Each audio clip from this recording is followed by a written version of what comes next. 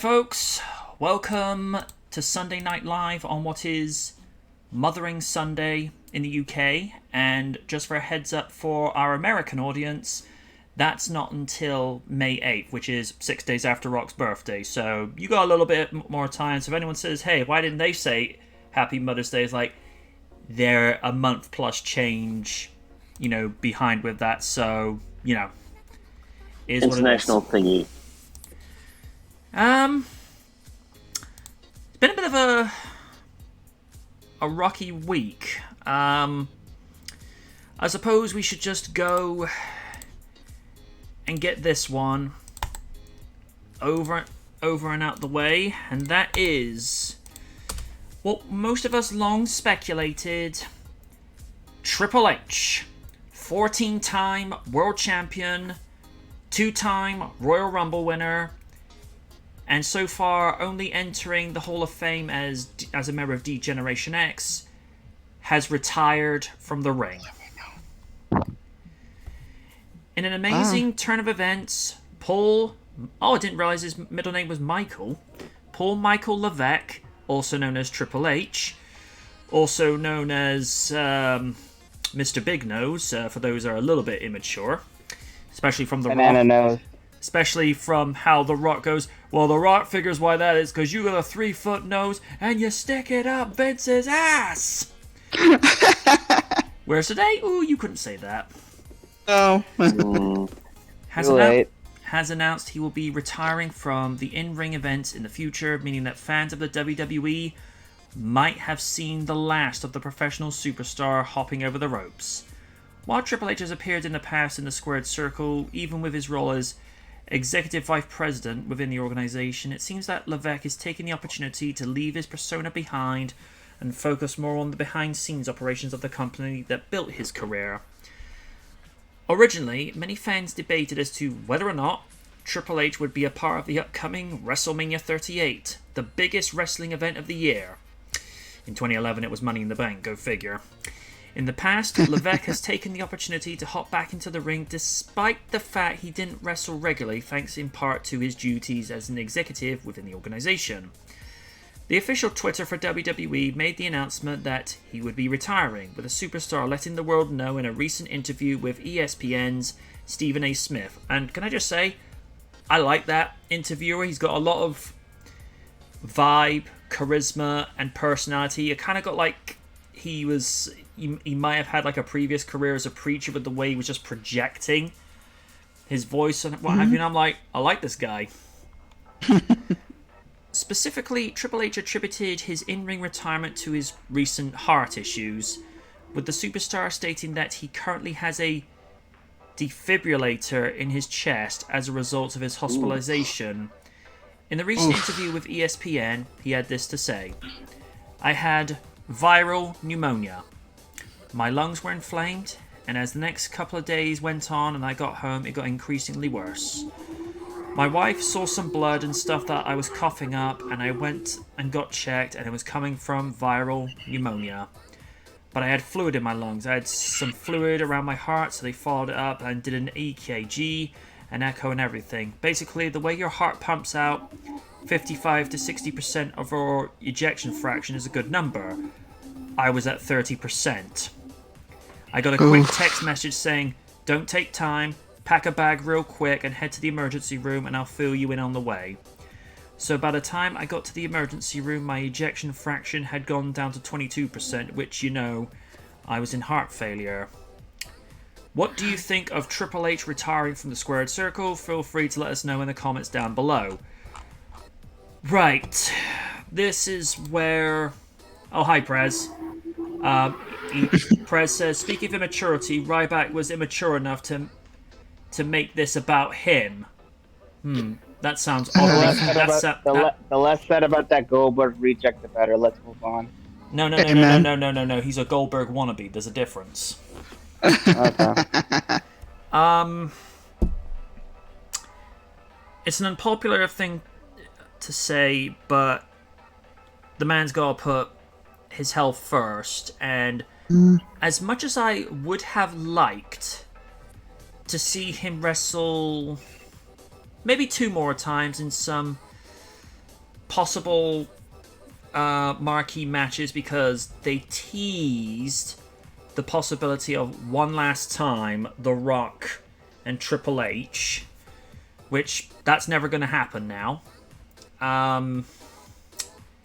You know, considering everything Triple H has accomplished in the ring, from 14 world title reigns, 9 of those with the WWE title, which happened to be his last one at WrestleMania 32, the one that Raiden and I cannot stand. And 5 of those with the World Heavyweight title. 4-time Intercontinental Champion.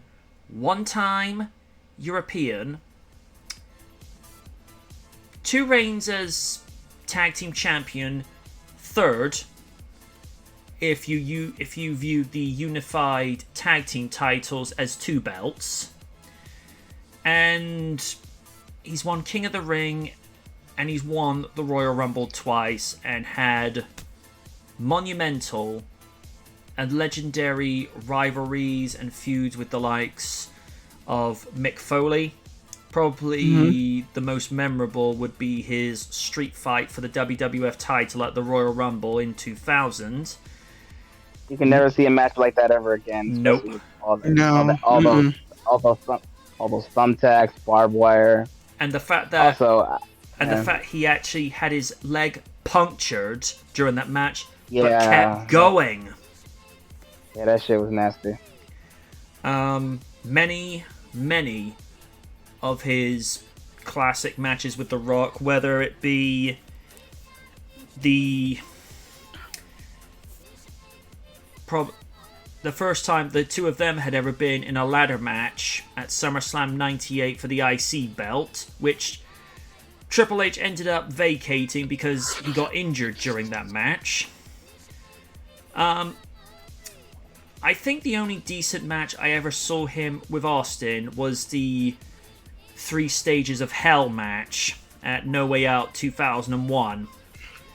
You know, but I think probably some of the best matches he ever produced, rivalry-wise, was with both HBK, Shawn Michaels, and the first 2 WrestleMania matches he had with Undertaker, because I'm sorry, that Hell in a Cell match from 28, storytelling-wise, it was a great storyteller, but match quality-wise, and Oni can attest to this, Mania 27 was better than 28, without question. And fair enough. And that trifecta he had with Brock Lesnar, Mania 29, I will grant, that was the best out of the 3. SummerSlam 2012, we don't even talk about that. That was horrible. And according to Oni, the cage match with Lesnar at Extreme Rules 2013, and I quote, "That match was horrible!" And that was on the short list for Match of the Year at the Slammies in 2013. How? Wait a minute. And the sad part of it was Lesnar versus Punk was left off of that Slammies. And apparently, which was bullshit, in my opinion. Because the rumor mill that was going around was Triple H didn't want to look less credible, so Punk's match was taken off the short list of nominations, because it's like, no, you're making me look bad. And of all the matches that won, it was John Cena versus The Rock 2. Now, this is where I'm going to be that guy. That match was marginally better, but not by much. That didn't deserve to be on beyond there. I saw the match. I will say, like you said, it was better than their first encounter. But yeah, to take that over Punk versus Undertaker and Punk versus Lesnar. Yeah, there's some politicking going on. You wonder why that man left that company. Yep. And the last match that Triple H had, I think, was in the run-up to WrestleMania 37, where Orton was trying to be like the Viper again from like 07, 08, and be more venomous, but I felt like he was trying too hard. That was the first time he had been in a match probably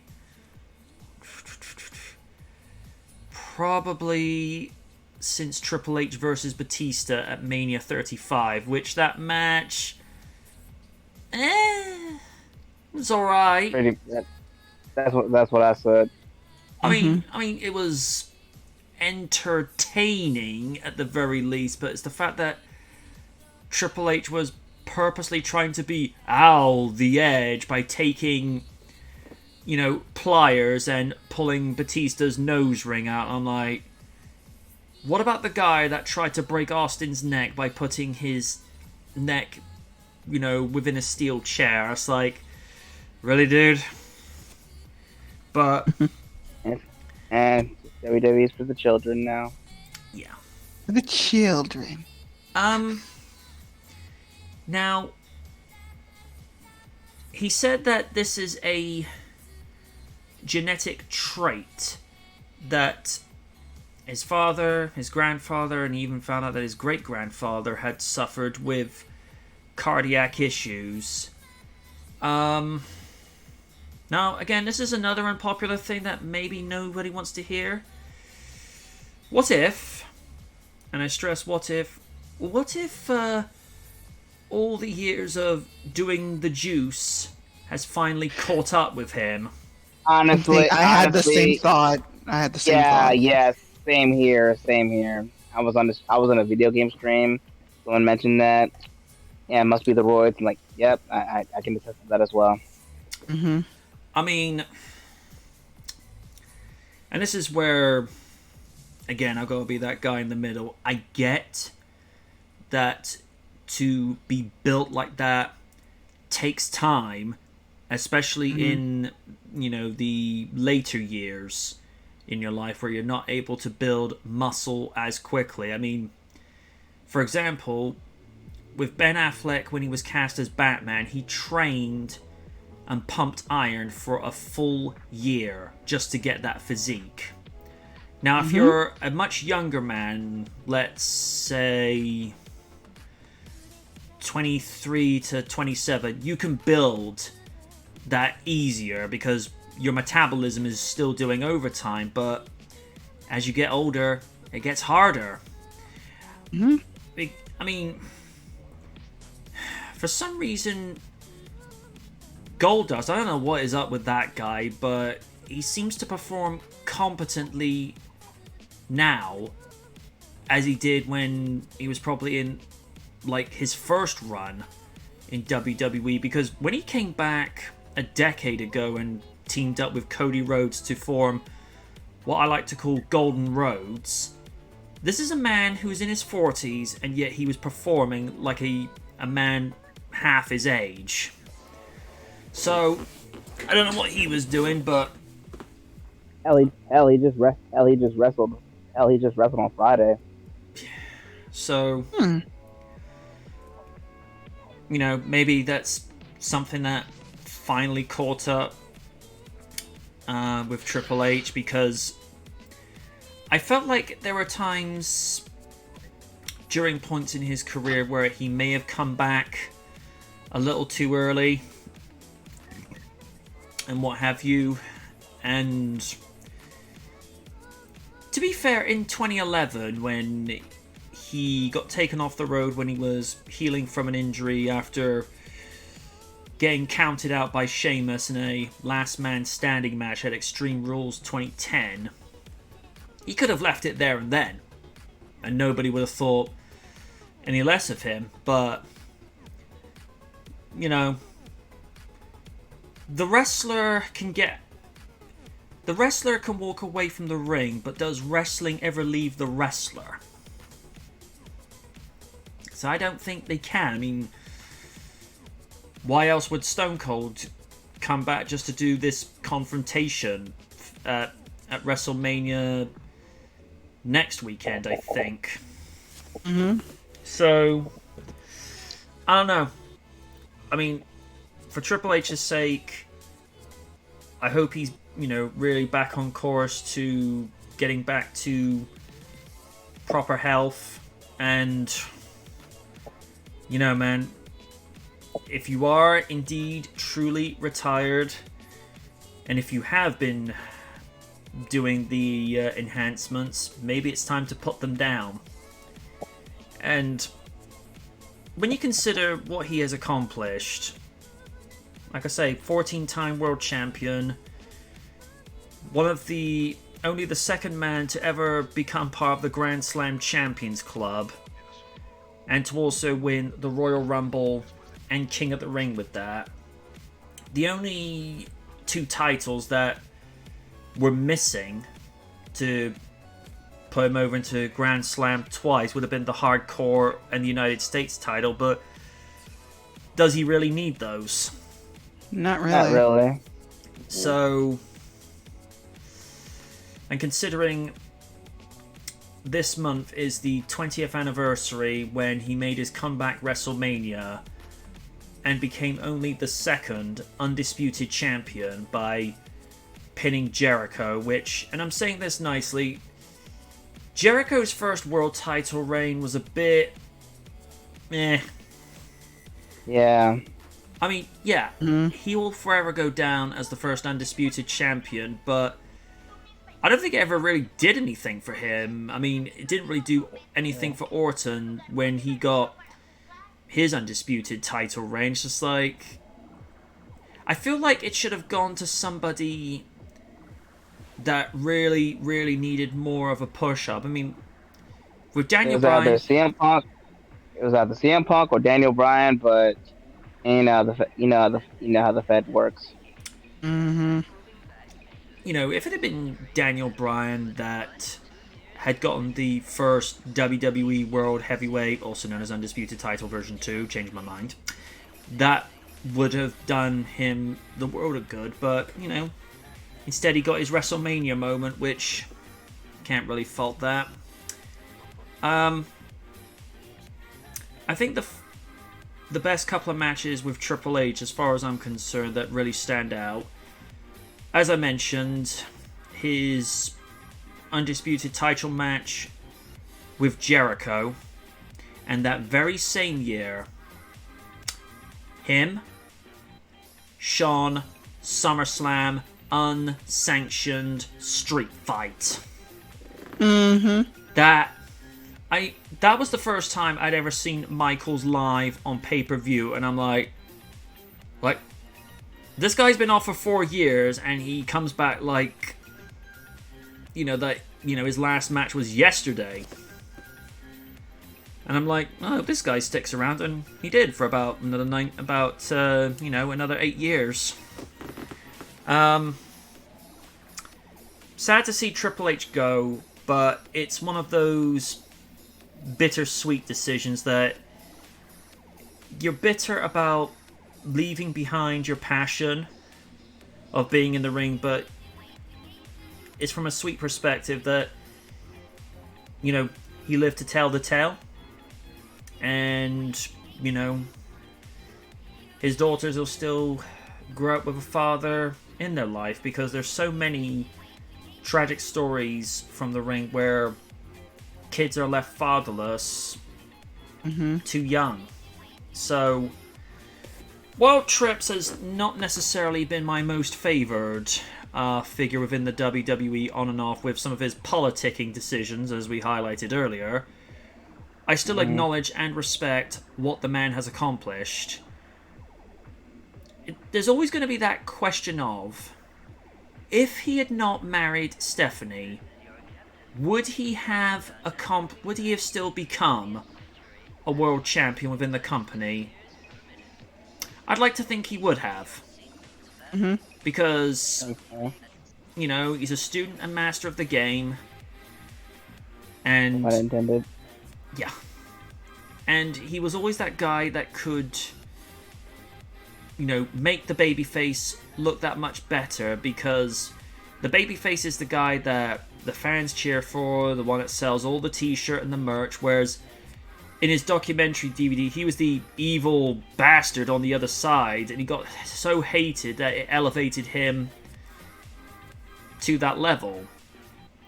And I always find it entertaining whenever he does turn face, because he's taking what he's had done as a heel, but he's actually an entertaining, sarcastic phase, rather than, "Don't you people boo me," a week before, "You people don't get to cheer." I'm like, ugh, whatever, dude.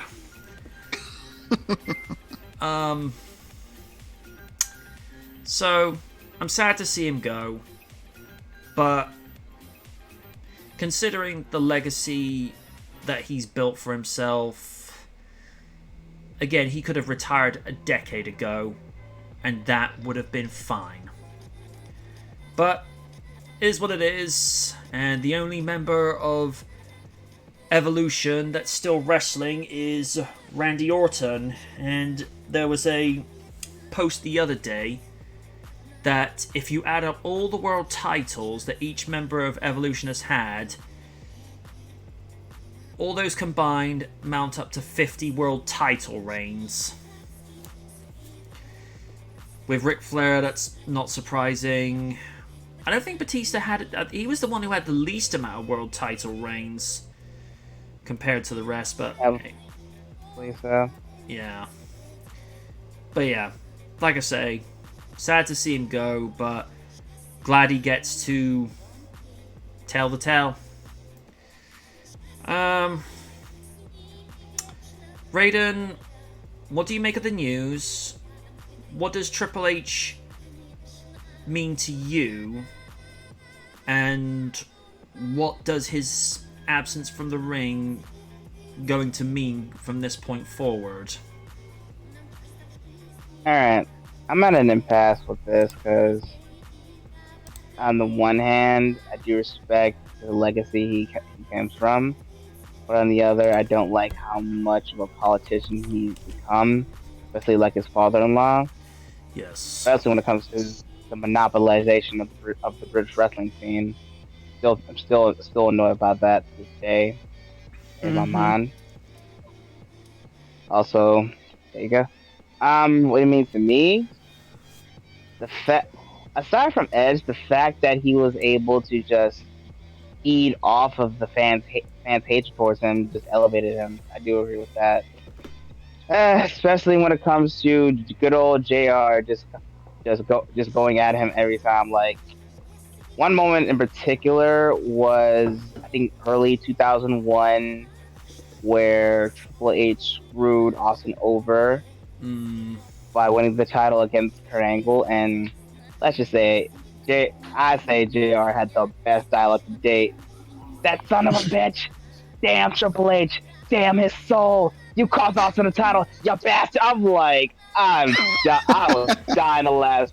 I was dying to laugh to Bret. Like, yeah, this may be scripted, but you can tell in a sense JR hated what Triple H represented. So that's the stopping power. That's the style power that he has. Like I said, at an impasse on how he is as a person, especially with NXT. Even though earlier on I did enjoy that, but I definitely saw the wrinkles of what he was really doing with it. In terms of retirement, it sucks to hear, but sometimes you gotta get hit with the harsh dose of reality. You can't do the things you truly love. You know what I mean? And I think that's how it was for Daniel Bryan when he had to retire one time. But yeah, when you have serious health issues like that, yeah, you gotta call that shit a career. Especially you gotta get your business going on. You got family to take care of. So sucks to hear, but you gotta do what you gotta do. So I guess in conclusion, a part of me is definitely going to miss the guy, but I'm not in a rush. It's like, if Mexican recovery comes back, it is what it is. Like, what his legacy brings is that he was the guy that blue chipper star that grandpa the best. And then over the years, from being a delinquent from DX to being cerebral assassin, just creating an empire itself, just to be on top. That's something a little bit I respect, but still part of me that I don't respect is that just the politics ticking, like shit like that. So yeah, part of me is gonna miss the game, but not in a rush for him to see him sort of light as a wrestler again. As long as his legacy stands, I think we'll be okay. It ain't going to eclipse Austin in a second. Sorry, I had to be petty right quick. But he'll always be part of those pillars of WWE as a whole. So there you go.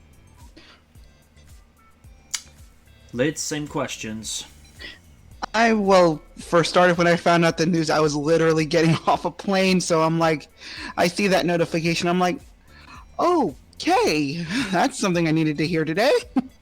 But yeah, I do have a lot of like vested history with like that. I remember him from his Hunter Hearst Helmsley days, and like that was like a little bit of a jump considering he became the rebel, the one of the head members of DX, and it's just those days where it's like, yeah, that's not, I wasn't allowed to watch that as a kid because you could not get away with that now. The stuff they did and just pissing off the censors and just saying fuck you and all that. Just especially, it's like I commend them as like revolutionaries of like starting kind of like being part of the pioneers of the Attitude Era.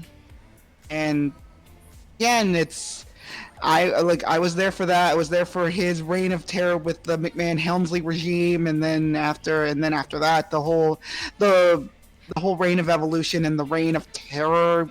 Going through that was not fun, but again, it gave us good matches with some matches he shouldn't have gone over, but that's a story for another day.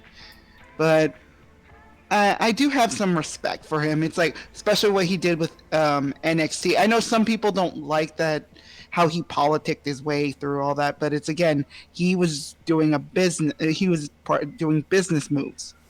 I'm not saying that they were right or anything like that, but he was working at the business like he was instructed to or learned from. He learned his way into the business, and I can't fault him for that.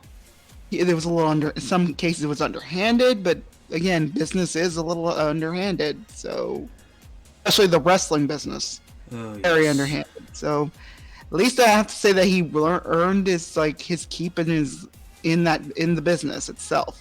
And for some people who say that would he have gotten as far as he did if he had not married Stephanie McMahon, he would have taken him twice as long, but he would have earned it.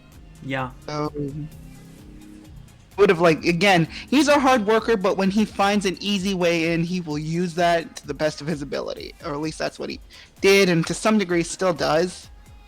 And now that he's thinking about like retirement, like, dude, heart problems itself, heart failure is no joke. So if this is a hereditary thing, it's like, I'm saying he's thinking about his health, and I respect that. And even though I'm one of the few people that think maybe the steroids might have been the issue, but it wouldn't surprise me.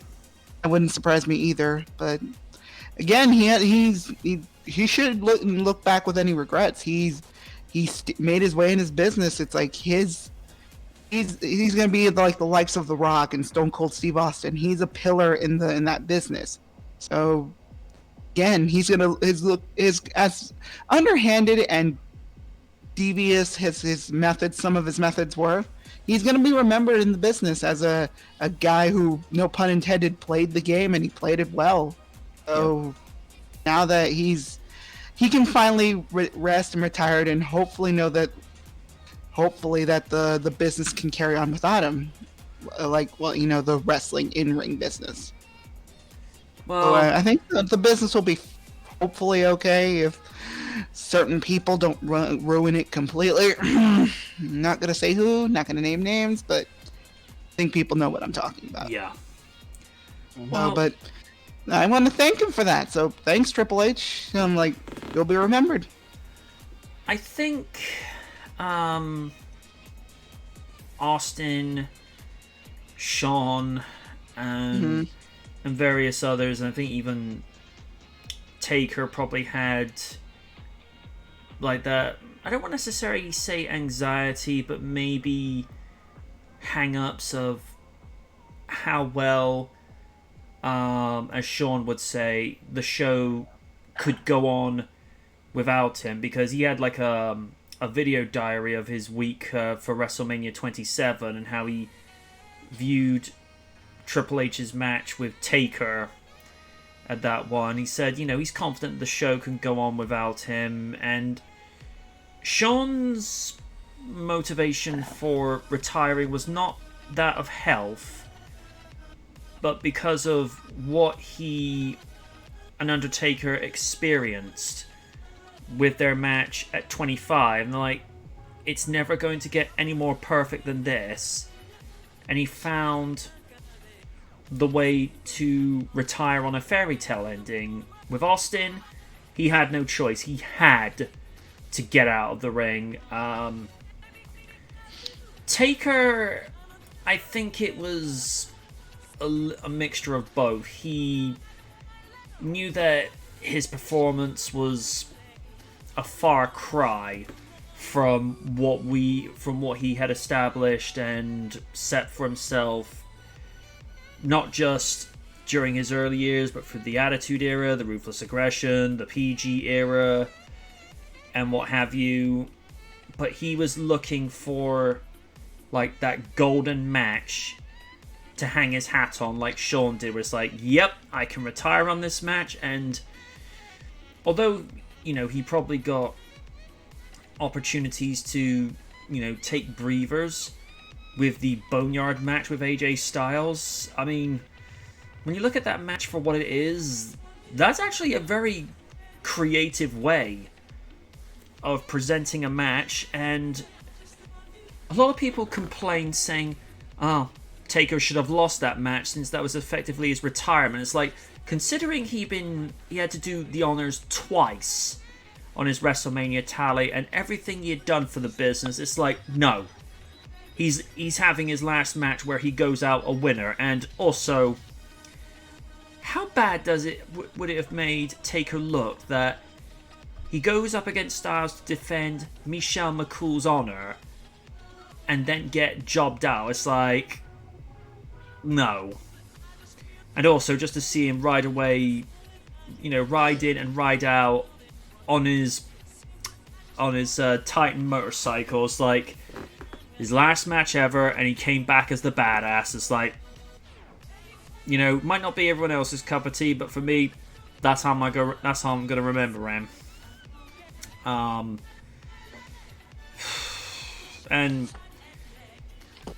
I would have preferred it if Triple H had like a definitive match where he was happy with it and he could just walk away, but you know what? It is what it is.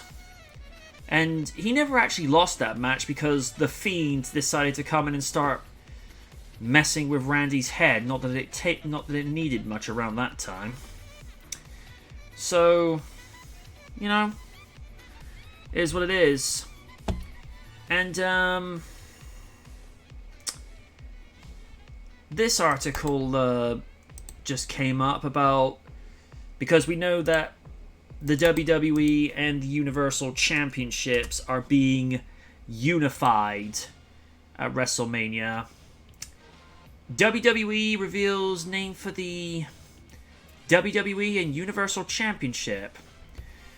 WrestleMania will feature a unification match for the two championships between Roman Reigns and Brock Lesnar, who seems to be very happy with a cowboy hat and a man bun. And there's been plenty... No. Yeah. Shaved round the side and the back of the head, but he has a man bun on top and a cowboy hat. At least the cowboy hat just shows he's playful. While there's been plenty of build-up for the matchup itself, with Lesnar terrorizing Reigns on SmackDown... Oh god, I'm being interrupted!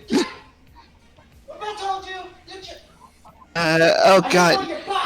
Okay, give me 1 second, guys. Sure. Okay.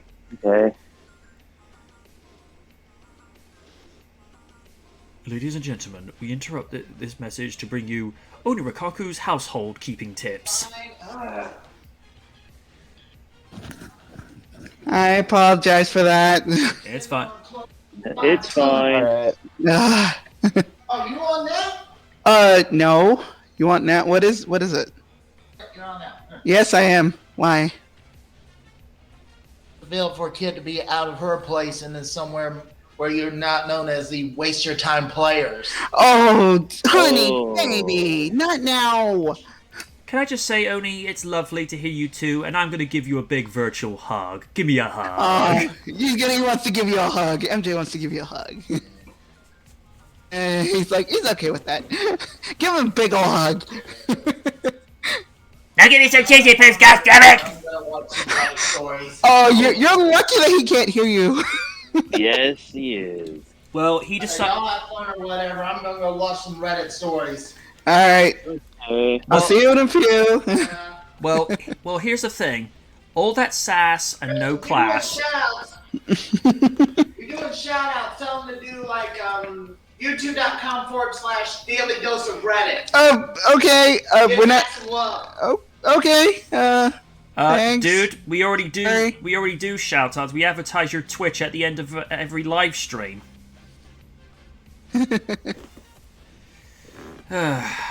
Like I say, all that sass and no class. It is Oni. That is why we love him. Grudgingly.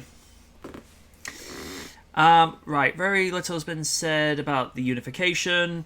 Although Roman Reigns putting that forklift through the people carrier, it's like, yeah, this is like Austin's handiwork from back in the day. Will the winner hold both championships, like when Randy Orton unified the WWE and World Heavyweight Championships in 2013? Will the winner simply relinquish their second title the following week? Will they have to pull double duty on Raw and SmackDown?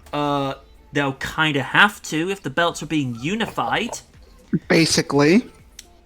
Reeves' double championship reign in 2019, or, and this one has already been rumored, will WWE simply combine the two into a new title, then introduce a new championship, most likely on Raw? Reigns might have actually given away a piece of the puzzle during this week's SmackDown. After being chased out of the ring by Lesnar, the Tribal Chief cut a promo from gorilla position backstage, saying Lesnar would acknowledge him as the undisputed WWE Universal Champion. Or I could just call him the undisputed WWE Champion because it's too many names. You gotta keep it simplified. It's gotta flow off the tongue like nicely, like the Lightning Raiden Force. Or Madam Lydia's Majestic Court. Yeah, that works too. Or Sir Stephen's Royal Academy. oh, please, me or Royal? That wouldn't end well. And and for Oni, welcome to Oni Rikaku's Pickup Truck Center. Oh God. I guarantee, for each pickup truck sold, I will give you a year's worth of moonshine for you to put in the back of your trailer. And some snacky bars. Moonshine. He listens to this later, it's like, I'm gonna kill him. You gotta come get me first. Love you too, Oni. I love you too. And then later me and Kitsune are going to watch a reunion of the Kardashians. Oh, I really hope we don't, because I do not stand those bitches, so no. No. Lids. Calling them bitches is lifting them up. Good point. That's an actual insult to female canines. I apologize. Yeah, they're girls that not even Raiden would look at, even if it was drug. Like, hey, yeah, lady, no way. Like, I have standards. At this point, I just refuse to acknowledge them. Paul Heyman, Lesnar's former advocate and Reigns' special counsel, talked about the evolution the pair have undergone in recent years during a recent interview with The Maskman Show. This year marked the third time since 2013 the pair have main evented WrestleMania. Stop reminding us. 31... Their first encounter was actually pretty fun, I can't lie. Yeah. 34... Ugh. I'm just glad SummerSlam that year it was a squash match. It was just all, just to get the belt off of Lesnar. Thank gosh for that. I'm incredibly proud of both of them. Roman Reigns is a very strategic performer. The Tribal Chief has lived inside of Roman Reigns for a long time, but it wasn't the right time to present this persona because he had to go through all the trials and tribulations in front of the public first. He needed his face roughed up a little more. He needed to show a little bit more show a little bit of age. The Tribal Chief just couldn't be the best looking man in the industry in his late 20s. I think as far as looks go, I thought Reigns looked okay the way he was when he was slowly on the rise, but, it is what it is. He had to be a little bit more seasoned. He had to be a little bit more grizzled. To speak as the Tribal Chief before, the Tribal Chief would not have made sense. He's very comfortable in this presentation. This is authentically who he is. This is how he sees himself. I like to say that SmackDown is the best reality show on television because you're getting to see the real Roman Reigns for the first time. He's not being forced to go out there and smile and tell you how much he loves to go and sign autographs at 4 in the afternoon for all the little kids that are coming to the show. No, he doesn't. He doesn't want to. He doesn't want to do media appearances that he doesn't want to do. He does the one that he chooses to do because they're the right ones to host the Tribal Chief. In terms of Brock never felt like talking. Brock Lesnar does what Brock Lesnar wants to do, as we've been so reminded. And Brock Lesnar doesn't do what Brock Lesnar doesn't want to do. When Brock came back, he had been gone long enough and looked different enough and is really comfortable with himself. Now he just says, screw it. This is who I am. And they'll like me for who I am, or they won't. I'm just going to give them the real Brock Lesnar, which is a far more smart-ass Brock Lesnar. I will give him that. He knows how to trash talk these days. Than most people were even prepared to see. But if you watched him in the UFC press conferences, this is Brock. This is who he is. So, and again, in an age where authenticity is a very big selling point with the audience, it's just getting both of them to be authentic. Okay, with regards to what they're likely to do, I'd like to believe that it'll be just one championship, but just represented by two belts, like they did with Jericho and Orton, and then Daniel Bryan, and then Cena, and then Lesnar for one night before they retired the World Heavyweight belt and just had the new WWE Championship with the network logo. But to call it the Undisputed WWE Universal Champion, I'm not gonna lie, I've never been the biggest fan of the Universal belt, because to me it's nothing but a cheap recolor of the WWE Championship. Say what we will about the Ruthless Aggression era before the brand extension came to an end in 2011 the first time, but at least there was counterpoints. Raw, you'd have the World Heavyweight title, World Tag titles, Intercontinental Championship, and the Women's title. SmackDown, WWE title, WWE Tag titles, United States belt, and the Divas champion, and dependent on where the Cruiserweight belt would be. But now you have the Raw and SmackDown tag team titles that are either red leather or blue leather, with the same penny belt design that we've had since 2010. The Intercontinental titles over on SmackDown at the moment, whereas the US titles on Raw. And the women's belt is based, the Raw and SmackDown women's belt is basically the same white leather that the women's belt had when it was brought back in 2016, but is just colored to either be Raw or SmackDown. And then the WWE world titles. WWE has black leather, whereas the Universal title's now blue leather, because obviously when The Fiend got drafted and he won it off of Seth Rollins, it got drafted over. So there's no originality and there's nothing to differ from either side. So I'd like to see what they did when they consolidated the WCW title and the WWF title, and you have a brand new world title belt, which was the Undisputed Championship belt, which to me, that was the last decent looking world title belt the WWE ever had. And I'm into that.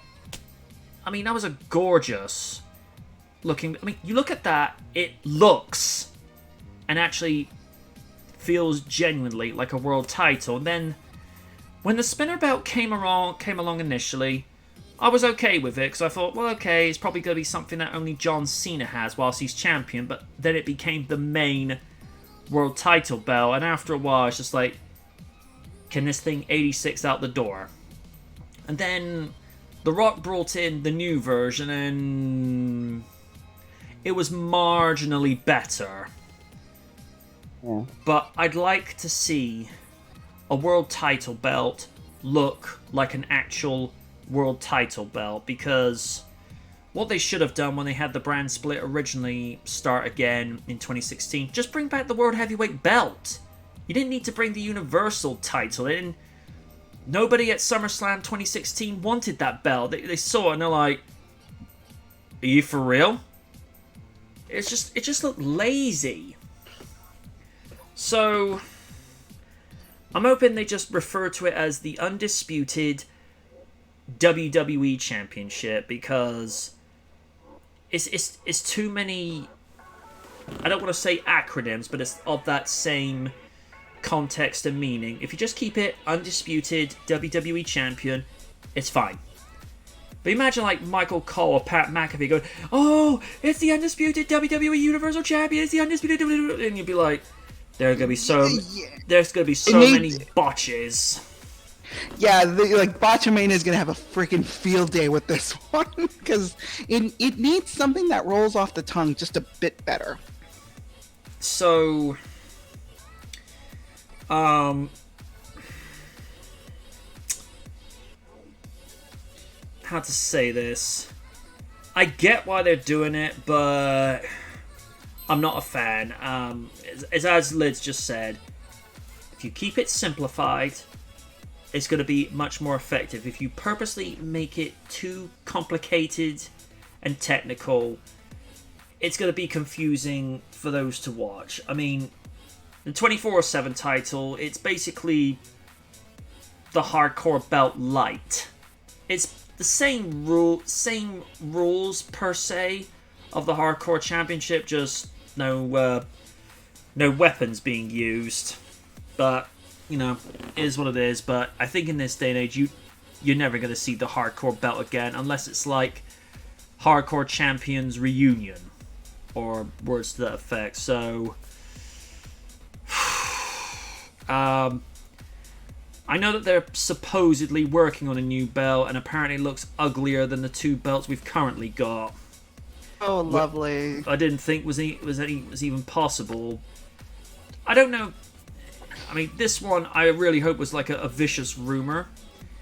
Some 21 years ago, there may have been a rumor that Angle was going to have a customized world title belt, but the face of it would have been him doing the cheesiest shit-eating grin, and that on the world title belt plate, and I'd be like, no thanks. That'd be like having, a portrait of Sheldon Cooper doing the cringiest smile possible, and oh god, and then you get Amy going, don't you just love this face? And not the biggest Penny fan, but I love her for saying this. Goes, yeah, until that face starts talking. Oh yeah. So yeah, I get why they're doing it, but name simplification. You know, subtlety is key, but this is modern WWE. Subtlety is McMahon going, I will have it my way, and I will have it my way now, because I'm Vince McMahon. You will all love me. I am lovable. Then there's the rest of us going like, no. You're not. Crying out loud, Raiden will go whiskey drinking with a crazy Jim Cornette before he acknowledges McMahon. Oh, Jesus. Man. Shit talking we will do, I swear to God. Crying out loud. People acknowledging McMahon. Oni would go out to the movies with Cornette and Russo before that happened. Oh, God. Uh-oh. So yeah. Been a bit long-winded, but you know how it is. Raiden, thoughts on the world title unification? Do you think it's going to be duly defended? And obviously your thoughts on the name change. I was gonna go for a mulligan, but honestly, I'll just get this out the way. Yes, I think they will. I think the champion, unified champion, will defend up both shows. On the other hand, that name is honestly seeing highlights of what WWE is now. God, they will just push this thing until people get tired of it, and yet they'll still do it. You know, I mean, I'm not even gonna check that match anyway, cause oh man, you would the faith I had during watching the Royal Rumble, bro, and Elimination Chamber. Yikes! Yeah. That shit is unwatchable, man. I just can't do it anymore. No. But yeah, like I said, I think they will definitely defend on both shows, and of course be very convoluted. But that's their way, whether people like it or not. So yeah, there you go. Same questions to you, Lids. I mean, I feel like that's what they're going to do. They have one belt. I'm assuming they're probably going to like piggyback and just like one belt's going to get defended at one pay-per-view and then another one's going to do that. I mean, that probably saves time, or like not having two world title belts defended in the same night and not putting the strain on the champion and whatnot. I just hope they design the belt a little better than the fruit roll-up belts, which I lovely call them blueberry flavored or strawberry. I'm sorry, they just yeah, and again, to be honest, I really hope they don't make it purple for some fucking reason, because red and blue make purple. So do the math. It worked for the Cruiserweight belt. Work for the Cruiserweight belt. Just, I don't think it would work for this one. If they just do a recolor and just make one belt that's that color, I'm like, there will be very much confusion on my face, and I'm like, no, I'm done. Goodbye. But, and for the name change, again, like I said earlier, have something that rolls off the tongue better, so your freaking announcers don't slip of the tongue or call it something else, because as you know, Pat McAfee will just call it something else or call it something silly that'll stick. Because everybody loves Pat McAfee. Just saying. Just come up with something that's going to roll off the tongue better, or at least is a little bit shorter than that mouthful of words that Roman said. So just call it something simple, and fans will at least tolerate it. Not love it, but tolerate it. At least they won't call it the Suffering Succotash Championship. Ugh, no. Don't give him ideas. No. Up next, something a little bit more pleasing WrestleMania-wise. Oh boy. This month celebrates the 25th anniversary of Bret the Hitman Hart versus Steve Austin at WrestleMania 13. Ooh. Oh goody, oh goody, great news, positive stuff this time. Great news, everyone. Their match from WrestleMania 13 is considered by many to be one of the greatest WrestleMania matches of all time.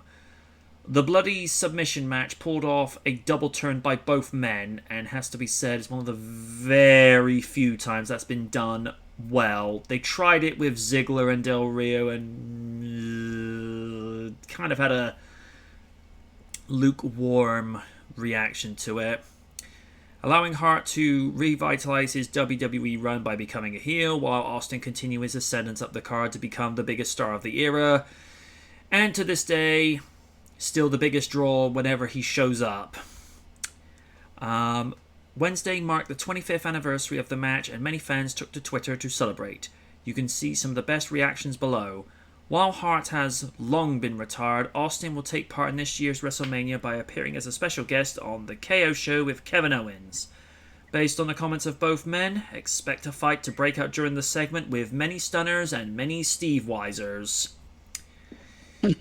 JR crowns it the true WrestleMania main event. Bret Hart and Stone Cold put on a spectacle that was virtually impossible to follow. The epitome. 25 years ago, Austin and Bret Hart put on a submission match at WrestleMania 13, still unbeaten today in terms of action, intensity, emotion, and character work. The absolute epitome of wrestling magic. That was from the gorilla position. And this one from Scott Fishman. Bret versus Stone Cold from Mania 13, maybe my favorite WrestleMania match. If you haven't, go watch it. This still holds up forever. And has to be said, when Austin got busted open, that was not planned.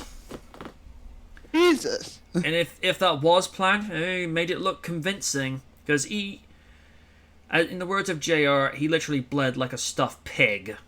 Because... Ouch. And it gives one of the best visuals ever seen in the business, where he's reaching down deep, trying to break the sharpshooter and crawled to the ring ropes, mouth open, head busted open with all the blood running down his face and into his mouth. It's gory, but it's an amazing visual. Yeah. No thanks. You can read between the lines with this, because I have to say this as discreet as I can.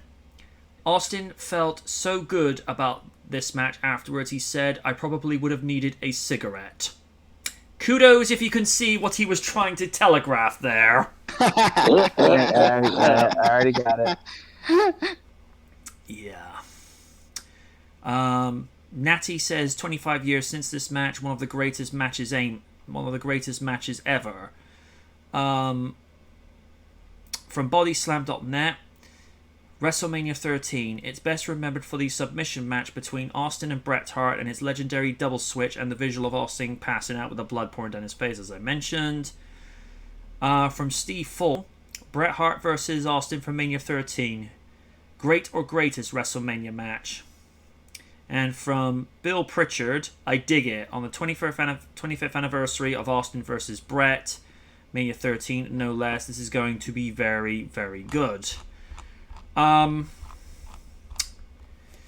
See, what many may not know nor remember is that Austin did actually win the 97 Royal Rumble. Granted, he cheated by going back in and throwing Bret over after he had already been eliminated, but if the ref don't see it, it doesn't count. And then go to the pay-per-view afterwards, Final Four, and then he still won number one contendership, but he still, for whatever reason, decided to waive it, screwed Bret out of the belt, and set up that match between him and Bret at Mania. And as we all know, submission matches is not Stone Cold's. It's not one of his more stronger fortes, but he held his own. Now, granted, Bret wins via default, but Austin passed out, so never tapped out. He passed out, and even The Miz, one of the very few times I agree with, It's like, he didn't tap out, he passed out, and people turn and say, that's one tough son of a bitch. Because when you have somebody, even though they're full-blown heel, but they're showing no give, and they're not going to put their hand down to the mat, they get behind them. And Austin was already on the rise as a face, even though he was more content being a heel. Somebody actually said to him backstage, no, you're a face because they're cheering you. He goes, yeah, but I'm a heel. I was like, yeah, I know, but there's this movement going on in the world these days where it's cool to be the anti-hero. And to be fair to Stone Cold, he's always been a heel. He just happens to do things in a way whereby he acts like the heel, even though he's maybe helping somebody out, or if he's just doing it just to serve what he wants. Make of that what you will. But I think without that match, would we have had Austin as we know him today, in terms of everything he accomplished? I wouldn't like to say. Because it was Bret who actually chose him. Because for his comeback match at Survivor Series the fall previously, he said, I saw Steve coming before Steve saw himself coming. Because he knew where he was going to be that special on the rise. And the double switch at Mania, it was off to the races after that. And so as we said last week, if he had not taken that spiked pile driver, he might have had 4-5 more years in the ring. I mean, yeah, he'd still have issues maybe with his knees and his legs, because even if you manage to get to the end of your wrestling career with little to no injuries whatsoever, it'll catch up with you eventually. Mm-hmm. I mean, Taker's had a couple of career-threatening injuries, and there's probably going to be some point 10 to 15 years down the line where it's going to be bittersweet, where, he'll be proud of his career, but maybe having to take medication or using a walker. I don't know. I mean, Rock is one of the very few where I don't think he's had any career-threatening injuries to speak of. The only one I can think of is maybe where... Oh, yeah, the time where Rikishi swiped him from the side with a sledgehammer going into Survivor Series 2000. And as somebody who's had his ribs banged up twice, I sympathize. Was that during the build-up for Survivor Series 2000? Yes. Oh yeah, I remember that. Then he did a freaking bonsai drop and Rock was coughing up blood. Yep. I never saw the point in turning Rikishi heel, because you get some people like Taker, Triple H, Ric Flair, and Rock. If they go heel, they can still be entertaining, but Rikishi, Batista, they just turn into whiny assholes. And yeah. it always felt so contrived when Rikishi did it. I mean, when you see someone like Sasha Banks or Alexa Bliss do it, it's their natural go-to, because, I mean, I enjoy their face runs, and Alexa, how you doing? Hook me up. But some that try to go, say, from heel to face, I'll give The Miz credit, he tried, but he's just much better as being a heel, because every time I see him with his smug face, I just want to punch him between the teeth. Especially now. But, like I say, you get some people that go from heel to face, from face to heel, it just doesn't work. So, long-winded conclusion. It's not a match I go back to watching so often. I mean, my go-tos with Austin is any of his WrestleMania matches with The Rock, or some of the ones where he just comes in absolutely pissed off to the 8th degree because some of the more venomous promos are some of the most entertaining things I've ever seen. Like when he was just venting his frustration out of being screwed out of the title by the NWO, and he's just throwing beer cans at security guards and Kurt Angle the night after on Raw. It's Austin, when he doesn't give a damn, it's... You kind of feel like you relate because he's venting the way you would love to vent. Or, like, you know, some of the... like, some of the promos that he cut when he was in ECW, some of the things he would say to the character called Woman, which, that would be, how it would be changed today. Mm-hmm. Yeah, when he referred to as a $5 you-know-what. Lovely. Again, it was the mid-90s in ECW. Mm-hmm. People think some of the stuff that Rock come up with in the, around now is offensive. It's like, yeah, go back to the mid-90s in the Attitude Era at ECW. You think you're shocked now? Good lord, you're having heart attacks. So yeah. It's probably, like I say, one of the more violent matches, but it was an important one. And of all the things that followed it up afterwards, it was Psycho Sid losing the WWE title to Taker. But for Taker, it was his first, championship win at WrestleMania, and it has to be said, 6 years overdue by that point. Be right back. I just got to use the facilities. Nah, go on, man. Raiden, where does Bret Hart versus Austin at Mania 13 rank up with you? And how important do you think it was in the direction of both men's careers and what it means within the industry as a whole?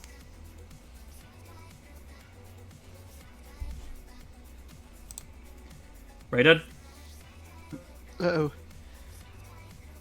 Oh, goody. Raiden is going into the Cyberverse. And not the good place either.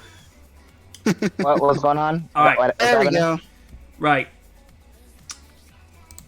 In terms of Bret versus Austin at Mania 13, where does that match rank up with you in terms of the direction of where their careers went? And where does it rank? How important was that match to not just the WWE, but pro wrestling in general? Well, personally, I personally rank Austin and Bret over HBK and Bret. I feel like the rivalry was much more rounded, more workable instead of just petty blood feuds between Bret and HBK.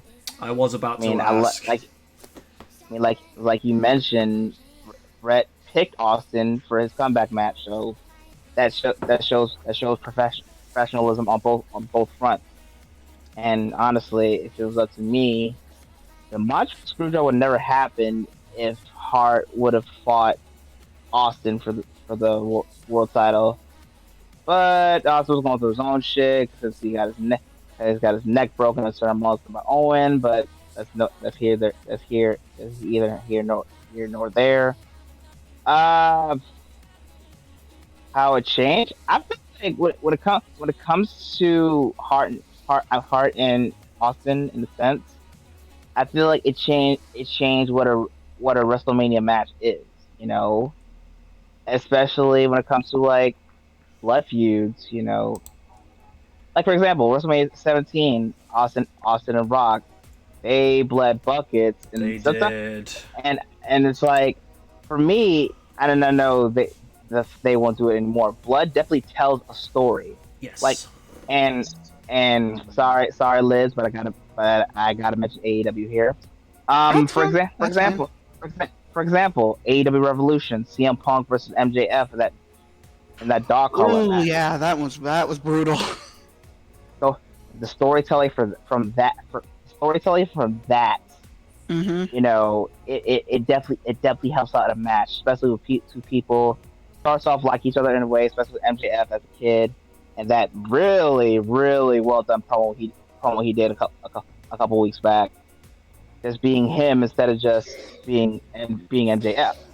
Like I don't know stuff like that. You know, it's unexpected when it comes to matches like that. That's the level of storytelling that you need for Mania matches at that time. And I don't know. I think that match at WrestleMania 13 definitely helped it out. You know, like another example, like WrestleMania 19 with HBK and Jericho. Oh yeah. When HBK returned after a long period of time after WrestleMania 14. So I think it ranks. Well, okay. To be honest, I don't really talk about it that much until later on when I grew up. But nowadays, I definitely put it up there for. I think best matches that were unexpected and just change the directory. Like you said, Austin getting busted open. That was not planned, but it's still like another example. Is the year prior with Taker and Mankind for King of the Ring '98. That shit was definitely not planned. Nope. You know, I think with WWE's best advantage is like unplanned things that stays within that is still played to this day. So I think that's the advantage with that match gave. So that's how I feel about the whole. Still a fun match to go to. That double turn was just was brilliant. It can never be replicated or duplicated unless somewhere outside of the Fed. But that's just me. Same questions to you, lads. I mean, it's like that match was definitely historic. I mean, I never got to see it when I was growing up because I was a little too young for that, and I couldn't watch it. But again, I've seen clips of it, and good lord, like they put their bodies in like complete jeopardy. I mean, nowadays both men are completely worn out, not past their prime, but they've certain injuries have caught up with them, especially for poor Bret. Austin, like, I'm not saying he can still like wrestle another match. That's not what I'm saying here, but again, when it's time to hang up the tights, it's time to hang up the tights. And the legacy they leave behind with this match alone, they don't have anything else to prove. And definitely, if you could find find the match again in somewhere, like not that's edited by the Fed. Peacock sucks. I'm kidding, but again, if you can find it, go for it and try to find it. Just it's again, I will say it's from the bits I've seen, because I've never seen the match fully. I would say go look it up and try to find it for yourself. Then you won't be disappointed if you're a fan of both men. But that's all I gotta say. Okay. Alrighty. Something non-wrestling this evening. Hopefully Steve's back. Yeah, I am. New Sonic the Hedgehog 2 TV spot shows Sonic versus Knuckles. With exactly 2 weeks to go before Sonic 2 heads to theaters, Paramount released another TV spot for the new movie this week that once again shows Sonic and Knuckles squaring off against each other. This time we're back to the snowy scene we've seen a couple of times before in past teasers, with an extended look at that scene offered now in around 30 seconds of footage. The new TV spot that can be seen courtesy of the Twitter account for Sonic the Hedgehog movies you'll probably recognize part of this clip, particularly the Winter Soldier reference. Ugh. God, I love that line.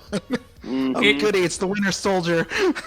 From one released back in February around the Super Bowl, while past TV spots like that have cut back and forth between the snowboarding scene and other parts of the movie, this one focuses solely on that alone. It's one of the more talkative versions of Knuckles we've gotten from all the previews released otherwise. Most of the time he's just staring menacingly at Sonic. He does that here too, but we've got a bit more banter between him and Sonic. That's Idris Elba's voice you hear portraying Knuckles, just as a reminder, and from the actors' fellow cast members have said so far, it looks like it could end up being another hit role for Elba. Nice. Hell yeah. Snowboarding and banter aside, the synopsis released so far should bring you up to speed on the rest of the movie. The world's favourite blue hedgehog is back for a next-level adventure in Sonic 2. After settling in Green Hill, Sonic is eager to prove he has what it takes to be a true hero. His test comes when Dr. Robotnik returns, this time with a new partner, Knuckles, in search for an emerald that has the power to destroy civilizations. Sonic teams up with his own sidekick, Tails, and together they embark on a globe-trotting journey to find the emerald before it falls into the wrong hands. So far, Sonic 2 has been met with positive reviews from critics who are already able to see it. Paramount has gone ahead and announced another new Sonic the Hedgehog movie released after this one, alongside a live-action series focused on Knuckles that will come to Paramount Plus. There's a couple of other TV spots where you see Sonic goofing around the house, skateboarding around, and bringing a rideable lawnmower into the living room with Ozzy just sort of like, it's like, Hog, what are you doing? This is not what humans want. And one I wasn't really expecting. It's like, wait a minute, did your butt just turn into a helicopter? A butt copter. And I'm like, okay, this must be Paramount because, Paramount, Nickelodeon, fart joke humor, and what have you. No, my God. That joke. Yeah. That's so bad I should have said it. I'm liking what I'm seeing thus far. The only thing I'm a little bit concerned about is too many of these TV spots are showing more and more bits of new footage from the movie, and I would prefer it if they just kept it as minimal as possible, because we're repeating the mistakes of the first two Jurassic World movies, where they showed way too many trailers, too many featurettes, too many clips, and it's just like, Universal, we want to see your movie, right? Instead of having the buffet door wide open, just have it at a crack where we're only able to see just a little, so we can use our imagination and get enticed, so that when we go to see the rest of the movie, it's a nice payoff. You spoil it. You spoil it too early. Then what's the point in going to the theater? You want to be surprised. Like, we've said this so often. If they had just left this out of one of the trailers for Fallen Kingdom, with Rexy smashing through into a local zoo, if they had left that out, and you had to stick around for the end of the movie and then see that, I'd be like, oh, they didn't advertise this in the trailer. It's like, this is good. It's like you have to go to the theater to see us, rather than, oh no, you can see it in the trailer on YouTube. It's like, well, that's pointless. This is Hollywood we're talking about. They rarely learn from their past mistakes.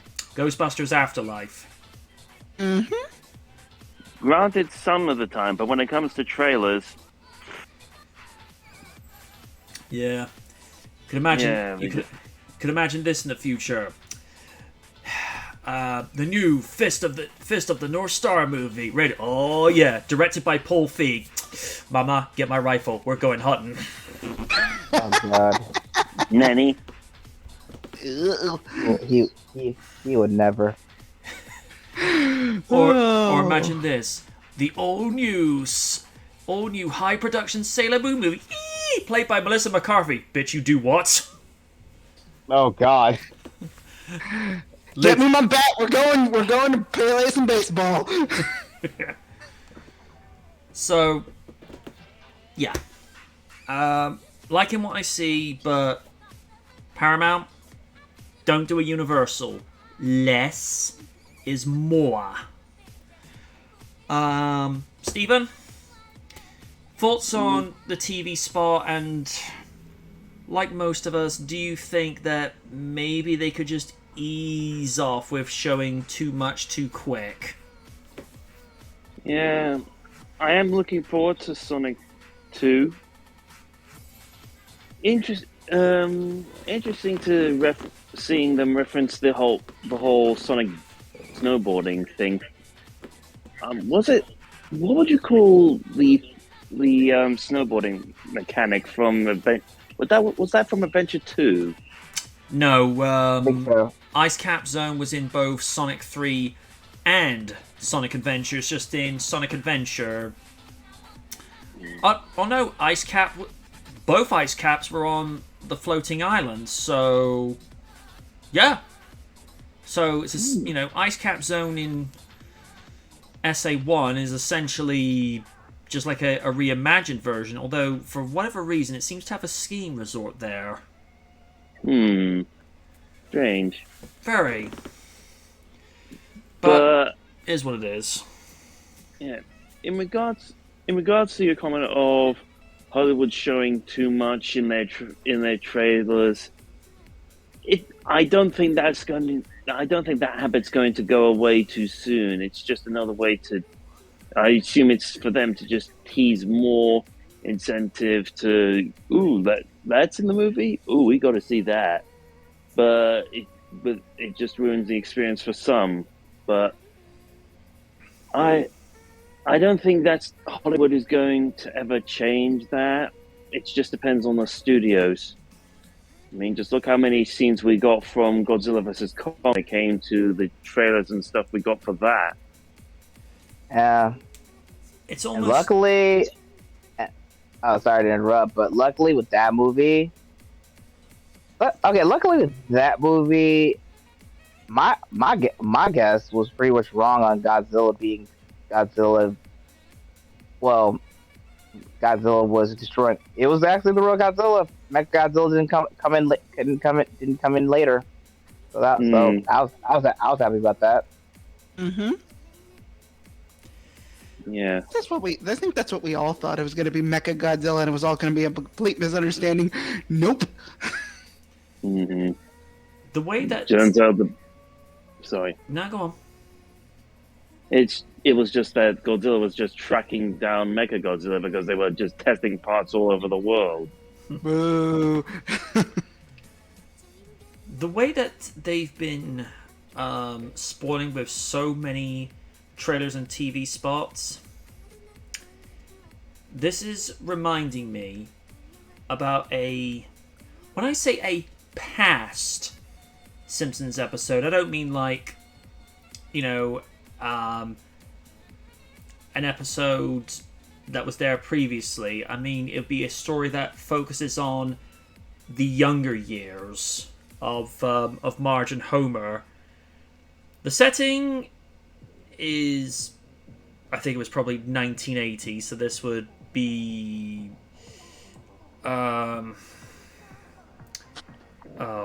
what is it when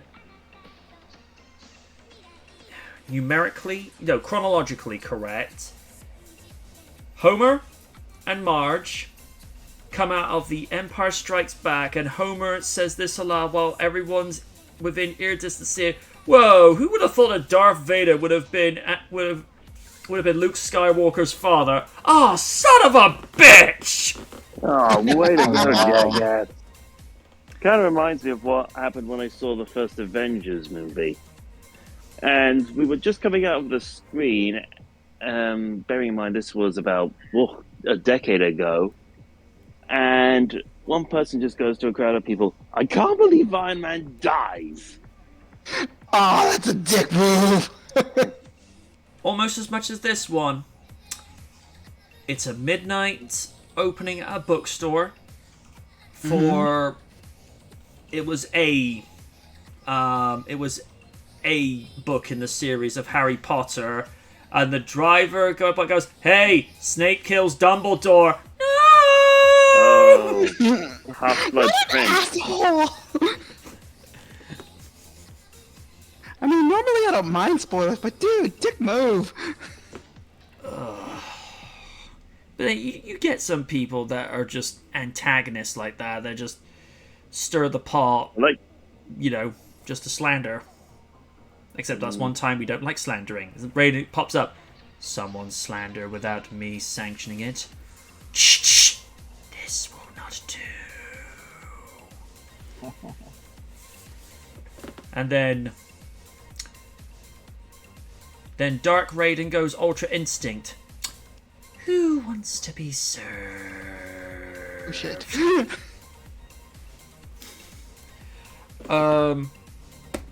Lids, thoughts on the extended winter scene, and again, do you think they're showing too much too quick? I mean, I gotta be honest with you. I'm not watching any advertisements right now. I'm actually going blind with this, and I'm 100% okay with not seeing anything. It's like I've seen like still images of this. I'm like, okay, this is fine. I'm good. I'm not looking. Blah blah blah. Not here. But again, that's the problem with media. Like, you can't help but getting spoiled. It's like where some asshole decides, like, you know what, I'm gonna spoil this and just ruin the fun for everybody else, or production companies not believing in their own product are saying, here, see this, watch this. Why don't you just give us a small sample of that? Don't give us the whole damn mail before we freaking get there. Doesn't make any sense to me. But again, Hollywood got a Hollywood, so it's not, we can't really help that. So, but the only way we can help that by not going to see the movie, just fine. But all in all, I don't have really anything to add to that, because again, I haven't seen any production wise. I've seen like some trailers, not all of them. It's like, oh, okay, this is fine. I'm just gonna look over here if they like, oh, here's an extended scene. Nope. It's like, here's a sneak peek. No, just go away. But again, I normally don't mind spoilers, but it's like, if I want to see something, I want to go in blind for some things, not everything. So that's just me. I feel you. Raiden, same questions. I'm kind of with Liz on this part on the board. I'm not saying like I'm looking for spoilers, blah blah blah, but I just be seeing the same stuff over and over. It's like, okay, because I was the same way with the Batman. I'll be the same with this one. All right, can't wait to watch it anyway. So, just can't wait. Simple as that. Okie dokie then. Okay. This may be pleasing.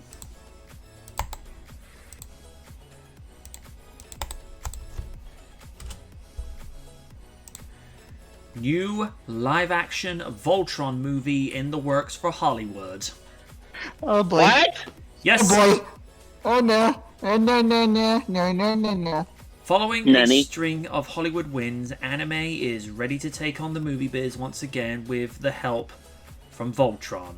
A new scoop from The Hollywood Reporter confirmed today several major studios are circling a live-action adaptation of the classic series. Rawson Marshall Thurber is heading up the project in Hollywood and suggests a deal could be made any day now. According to this new report, Red Notice filmmaker is shopping the Voltron project to 6 of 7 studios at the moment. Thurber, who is set to co-write and direct the movie, has pitched Voltron to Universal, Amazon, is weird thinking about them as a movie company now, and Warner Brothers, to name a few. At this time, Netflix is not in talks to distribute the project despite the service's relationship with Thurber, but that could change. Hollywood Reporter says the live-action proposal came to Hollywood just 2 weeks ago. Thurber pitched the story after agreeing to co-write Voltron with Ellen Shanman. Currently, the package names Todd Liberman, David Hoberman, and Bob Koppler as producers. At this stage, no formal deal has been made with any studio, but this report suggests a contract could be agreed upon by the end of the week.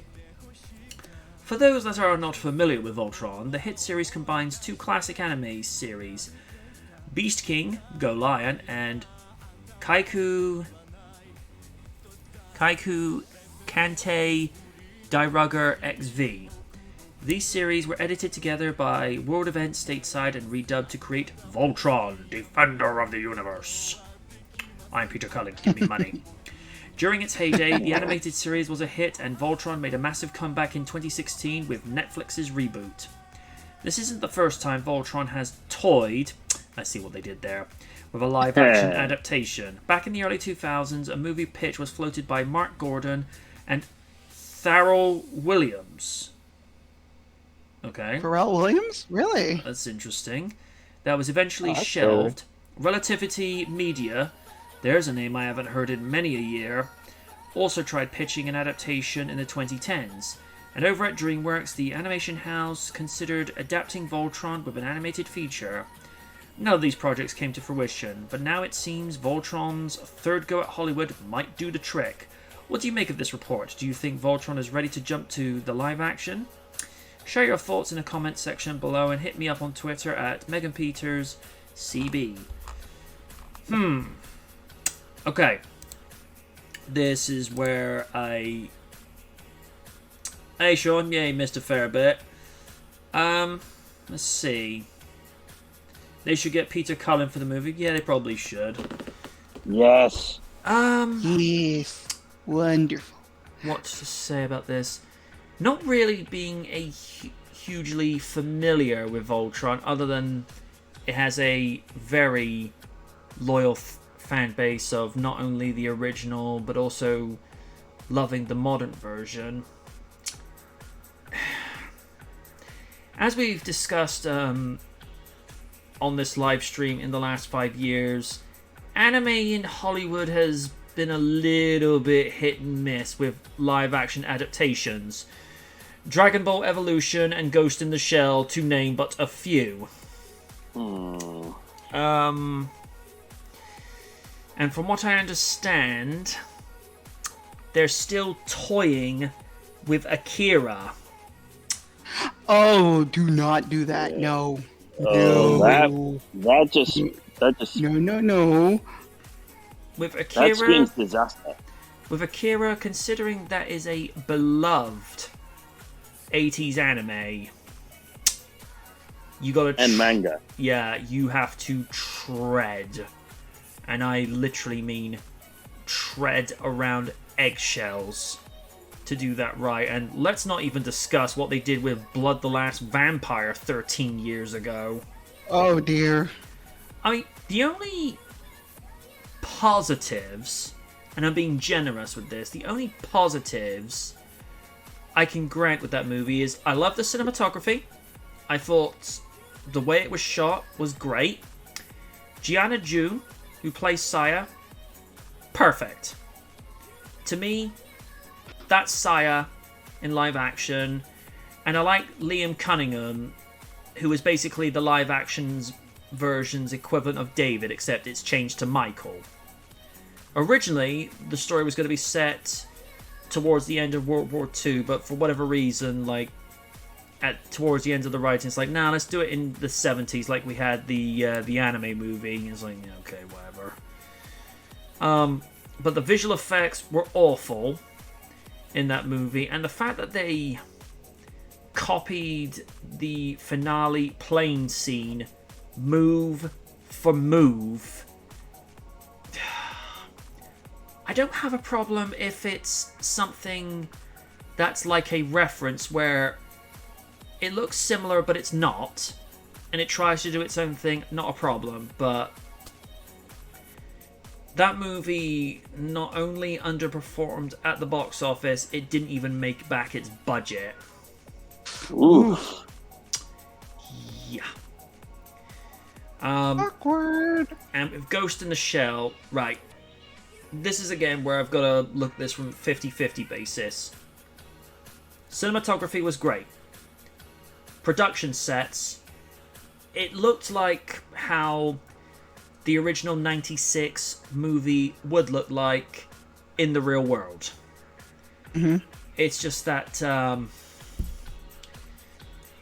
Asbake as Bato, Visually, he looked the part, but he didn't have the charisma as the anime equivalent, and nor did he have Richard Epcar's charisma, because that guy made that character his own.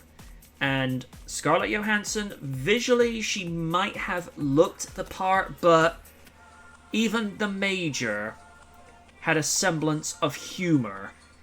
And with Scarlett, I mean this in no disrespect, but comedy is not her thing. You know, she tends to do well if she is purposely being a stoic character, but when you see like Black Widow trying to be witty, it's just like, girl, stop. That's not your strength. I mean, when Gwyneth Paltrow is being witty and clever as Pepper, it works. When Elizabeth Olsen is being witty, it works with her, whereas with Scarlett, it's just like, no, just be basically female Batman. That's where you work at your best. And as the Major, like I say, it didn't do anything for me. If anything, if they really wanted to find somebody that would have done the part better, I think Ming-Na Wen would have been a much better choice, because she actually has charm and charisma with a lot of the stuff that she's done, especially her short stint on 2.5 Men, where it's like, she's not only a good actress, but she's funny. And Lids and I can agree. We look at her and go, you're hot. I'm gonna get coffee with you. And I don't know what it is about that woman, but she does not age. I mean, you look at her when she was Chun-Li all those years ago in that first live-action Street Fighter movie, which is one of those, it's so bad, it's just about good. And then you see her in movies later, because I think she was in Marvel Agents of S.H.I.E.L.D. Yeah, she played Agent May. You know, you see her in things like that, and it's like, she's aged so little, and she's also a great actress.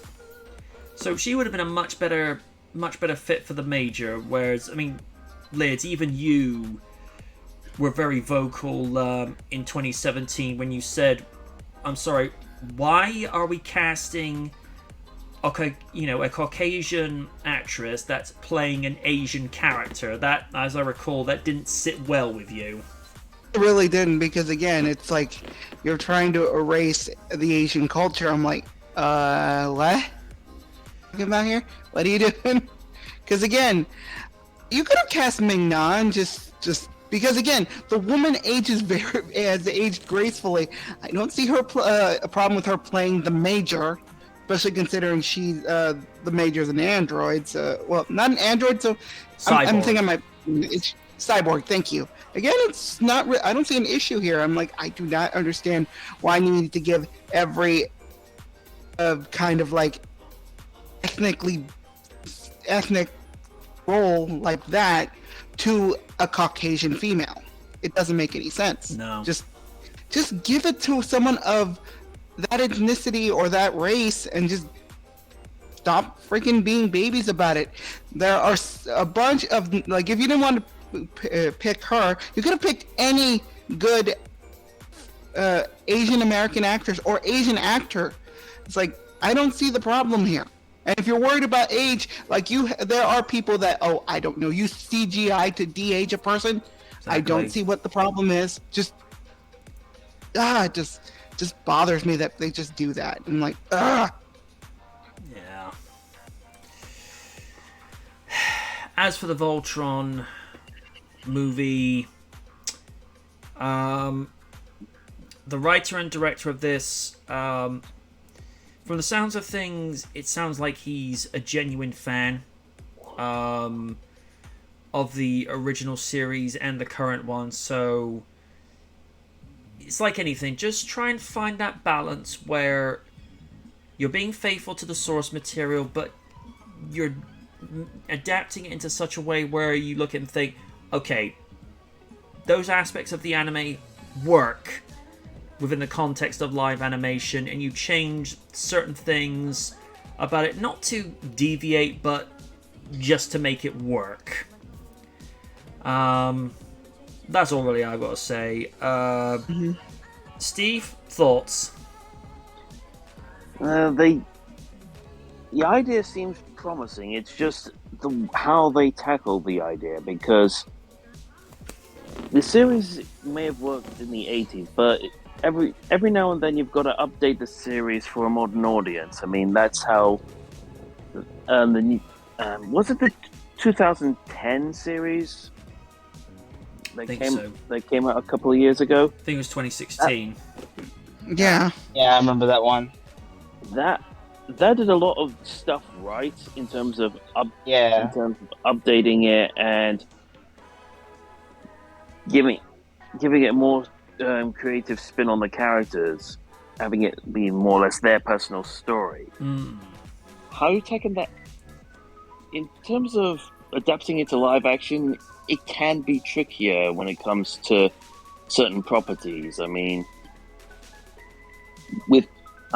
two examples would be the Bayformers and 2017 Power Rangers. Although I know with Power Rangers it wasn't exactly animated to begin with, but it's more or less doing an adaptation of a property. People make a lot of comparisons between Voltron and Power Rangers.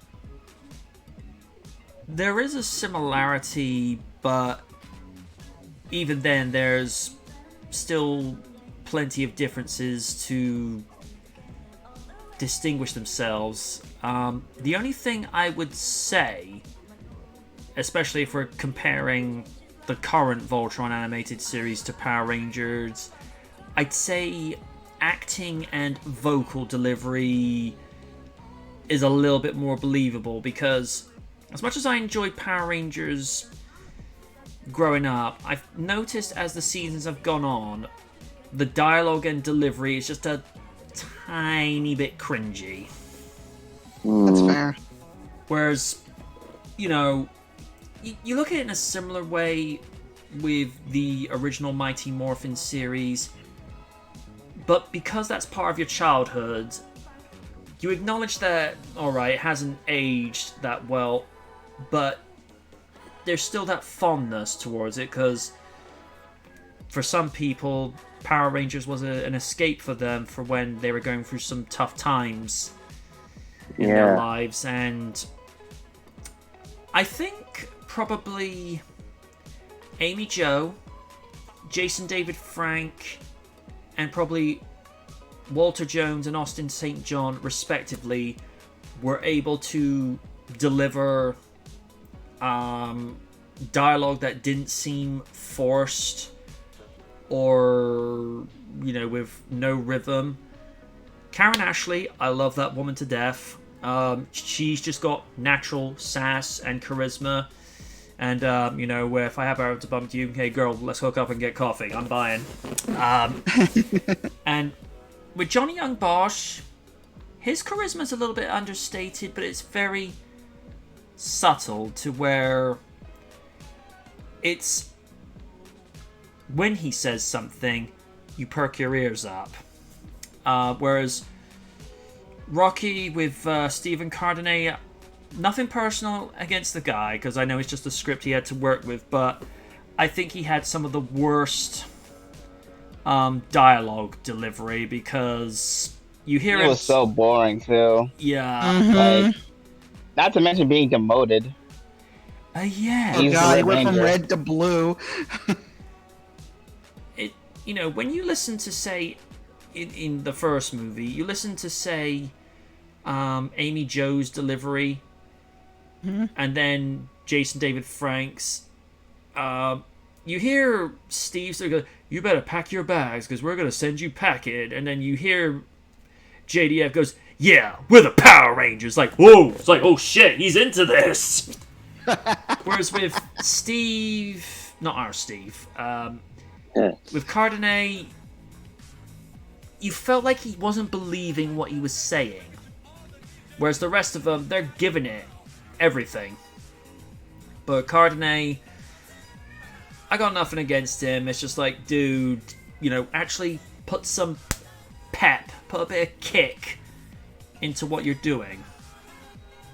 And that's why I've noticed whenever I occasionally channel surf back in the day and I come in by either Power Rangers Samurai, Wild Force, or Mega Ranger, and you hear like the Mega Red Rangers, they'll be like, this is amazing, I've waited my whole life for this. And I'm like, dude, do you even care what you're doing, or are you just Bill Murraying this? Because when someone's phoning in, it's like, oh, they've Bill Murrayed it. Love you, Bill, but seriously, stop phoning it in. People notice now. Raiden, how do you think they're gonna play this movie if they do it right? As a massive Voltron fan, I'm a two sides of this. One, they can fuck it up, and of course, the anime movie curse continues. Or two, they actually, do something different. Well, not different. Keep things the same, but still do things a little different.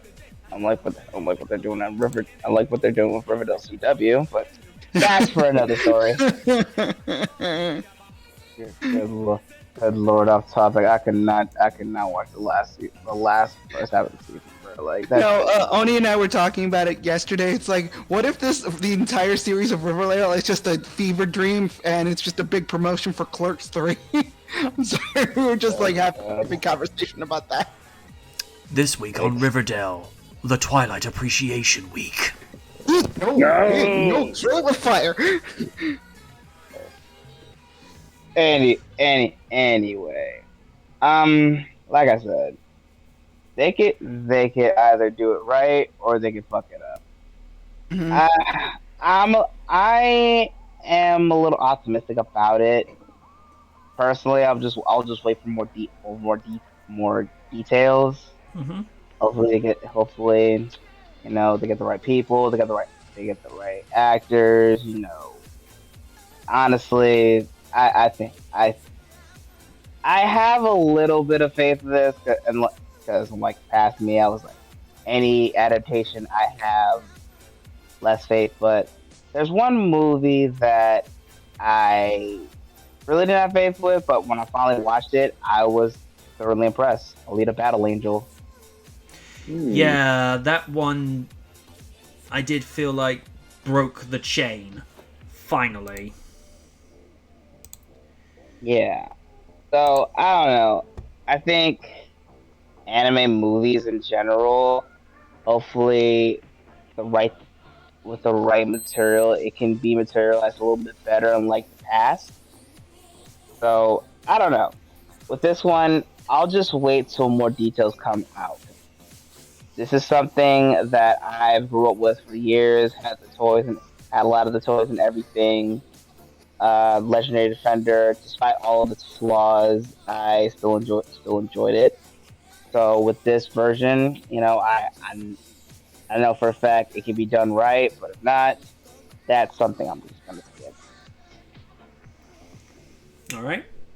And last but certainly never least, Madam President, your thoughts? I mean, again, I'm of two minds about that because I've been burned by live-action anime adaptations where it's like certain people, they don't know what they're doing, or some cases they do get it right, but those are few and far between, and it's kind of difficult. I'll once they start production on this, whether this happens or not, and see what they're doing, maybe see a full-length trailer before I make my decision, but I'm gonna be on the fence where it's this might not turn out well, even though they had a better I mean, say what you will about Voltron Legendary Defender, it wasn't as bad as people make it out to be. It was not best, but it wasn't the worst thing in the world. So again, it's just I'm of two minds about that. So if they manage to pull off a live action Voltron properly without it looking like hot garbage, I'm looking at you, Dragon Ball Evolution. I will not forget that. No, no. Until I get like maybe like more production stills or a trailer at least, I'm gonna be on the fence where I'm skeptical. So Yeah, I'd say it's fair because when you have failed projects like we just mentioned before, you can look at everything that didn't work, but then start, looking at what did work and think, okay, let's take those elements, expand upon that, and see what we can do to actually make it look more authentic to the source material. Because whenever you take something, you're trying to do something brand new, you don't really have too much of an idea of what you're doing because you have not, other than the source material, which is the anime, you've got nothing else to compare it with. So you're trying to sort of find your footing and find, for the live action piece to actually have a voice for it. exactly. So if they were to actually try again with Dragon Ball, for starters, just get the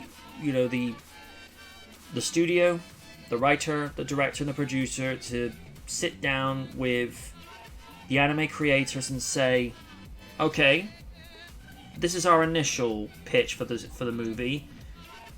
What do you like about it? What do you think we should change? And how do you think we should make some plausible changes just so that it works in live action, but it's still being faithful to the source material? If they had just done that right from the start with Dragon Ball, maybe it wouldn't have been as disappointing as it was. Because I think the only good takeaway points from it was the Dragon Balls actually were one of the very few things I couldn't complain about in the movie, because as a prop, they were pretty much accurate.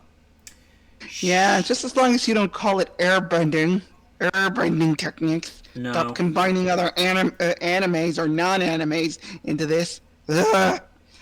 I was intrigued that Shenron didn't speak, which I thought, okay, it's a little different. That's bullshit. I didn't necessarily have a problem with the way Bulma was portrayed. It's not the actress's fault, it's just the material she was fed, but they could have made her hair just a few more strands of blue rather than just that one strand. And Yeah, and just like, oh, I don't know, how about we not ADR her lines every time, because come on, you watch her speak and it doesn't sound right. It just doesn't look right to me. And the only other thing I couldn't complain about, James Master's Piccolo, I was like, nope, that's good. Yeah, that wasn't a problem here. No, because again, he's a big Dragon Ball fan, and the fact that he put his foot down to make Piccolo's skin green, I'm like, yes, I'm okay with this. I mean, he looked completely ridiculous, but again, I think if they had put this version in like the turban or like Piccolo, dressed like Piccolo Jr., that would have been like, yeah, no, you're gonna offend somebody, no. So it's like the costume was a little stupid, but again, it's better than what source material would have done and made him look bad. So yeah, two minds about that. But the only person that came out unscathed is Krillin because he wasn't in the movie. And Vegeta. Oh, and Vegeta. Well, because I remember this was like super rumors around, I want to say 2002, maybe 2003, because I remember reading this off of Shadow of a Hedgehog back in the day. The rumor mill that was going around was they were going to adapt the Saiyan saga. They wanted Ray Parks as Vegeta, which I'm like, okay. They wanted Hugh. Is he not going to talk? They wanted Hugh Jackman as Wolverine, which I'm like, okay. Wait. As Wolverine in the movie? Or wait a minute. No, when they were pitching a Dragon Ball movie in the early 2000s, there was the rumor going around that they wanted Hugh Jackman as Goku. And I'm like, what? I mean, I could see him building the mass and looking the part, but Goku's very goofy, light-hearted, and just loves life. It's not to say Hugh Jackman couldn't do that, I just can't see him playing a goofy character. Not really. He is in the... Well, Hugh Jackman did start off in musical theater. I'm guessing if he could pull it off, but it's just... I don't know. Just again, I've seen him as Wolverine for years, so it's kind of difficult to see someone like that pull off a role of someone as goofy as Goku when he's like in his lighthearted moments or acting like a complete doofus. But I can see him as intense Goku, where he's like, "Okay, I'm gonna fight you now." You see that, but again, I'm of two minds about that. And the one that everyone saw coming as a potential casting rumor. As Nappa, it was rumored they wanted Bill Goldberg. I'm like, too obvious! Ew. Oh my god. Great, now I'm picturing the voice of freaking Takahata 101 coming out of Goldberg's mouth. Vegeta. Well, no, I'm having an aneurysm from sheer stupidity. Whoa, I didn't realize you were that stupid, Vegeta. Ah! So, I mean, build-wise, Goldberg would have been ideal, but Nappa's known for being unintentionally amusing, and Goldberg has wit to him, but not in that way. I mean, he can play off kind of stupid, because if you've anybody seen the movie Santa's Sleigh, and I think we know what we're talking about. Oh Lord. It's absurd and it's ridiculous, and it's having Goldberg play an evil Santa. So, yeah. I don't know. It's like I say, anime live action, other than Alita Battle Angel, I've yet to see any other anime done and adapted well into live action, which is why I'm very leery if they ever adapt Slayers into live action, because you know if they screw this up, Wynn will be casting a dragon slave of her own. It's like, you cast who as Lena? You cast Megan Fox as Lena? You cast... I think her scream would permeate dimensions. That's how mad she'll be. And then it'd be like the ironic thing, only will look to you and you think I'm loud. and Raiden will be like, yo, I can't argue that. But yeah. Oh man. Yeah. For some reason, the excuse me. Future Funk's playing commercials for some bizarre reason. Okay. Okey-dokey. So yeah, I hope they do it well. But they've got to be able to do it well, and by extension, not fuck it up. Like, good for you. Don't fuck up. One I would like to see done is just like off topic. Imagine a WWE anime short movie.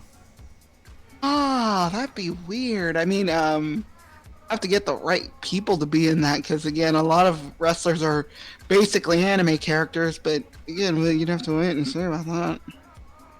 I mean, imagine the sort of animation from Castlevania, but to do an anime-styled entrance for Undertaker. Oh, that'd be kind of cool. Yeah.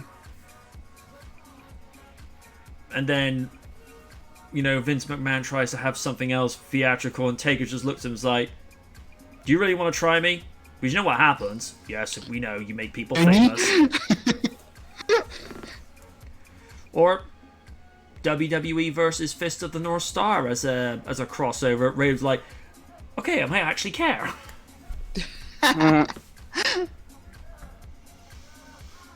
and then just goes to Hulk Hogan. Omoyo wa Shindalu. No, brother, I got a lifetime contract. Like, what? Oh. I don't know. Oni comes in. I got this, and then slam. I got this. I present to you the power of logic. No. Excuse me, Mr. Rakaku. How can you possibly have the power of logic when you watched TNA for years when we told you not to? Oh, fine, you know, I don't need logic. I got the power of God and anime on my side. Ah! The man's like, I refuse to answer this question. Yes, we know. I think on that note, unless there's any specific little bit of news that someone wants to bring forward, I think we'll call it a day, because we were kind of late getting started, but in all fairness, that's a little IRL situation we're not going to get into, because, you can have safe IRL stuff, but if there's stuff that's like, there's just kind of going on between the scenes, we can't talk about it, because, that's how it is. Yeah. So,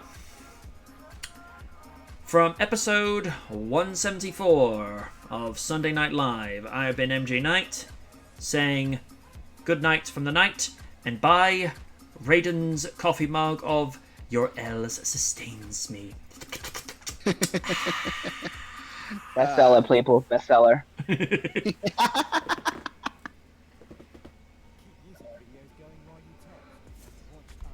Who's next? Steve? Okay. Steve goes next. Okay. I have been Steven, and don't forget to buy Kaiju Noir's comic book, Primal Warrior Draco Azul, issues 1, 2, 3, now available on Amazon, Kindle, and Comixology for your reading pleasure. Okay, and I have been the awesome one, and support Oni Rikaku on twitch.tv/Oni Rikaku, and so eventually I'll be getting around to streaming myself, but again, I will give that website later, so other than that, one step at a time. One step at a time. So again, that being said, you guys have a beautiful evening, and we will see you guys next week. And I've been the cybernetic, energetic Cyber-Raiden, even though half of the time my ass been in cyberspace a lot, but support us individually, Make sure to have us be viewed everywhere on Twitch. We need that Twitch money badly. Yay. We need that money. But no, y'all later. Well, folks, have a good night, and have a good night. Bye. Night. Yeah.